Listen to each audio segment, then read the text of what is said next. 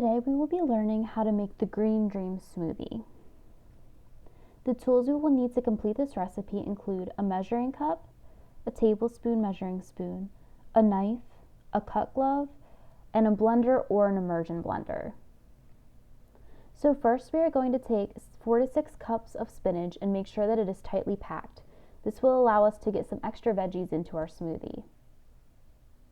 Next we are going to take our 2 bananas and slice them. Because the banana is a soft fruit, we can slice through it with a butter knife. After that, we are going to take our 2 apples and peel and slice them. Extra precaution should be taken during this step as it may require a sharp knife to peel and slice through the apple.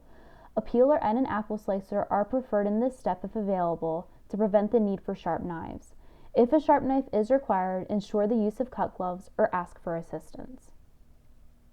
Next, we are going to mince or grate a tablespoon of ginger. Use caution or ask for assistance as the grater is sharp.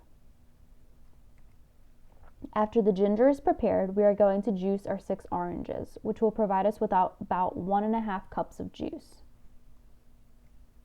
Next, we are going to measure out a cup of water. Once all of our ingredients are prepared, we are going to blend all of them together in a blender except the ice.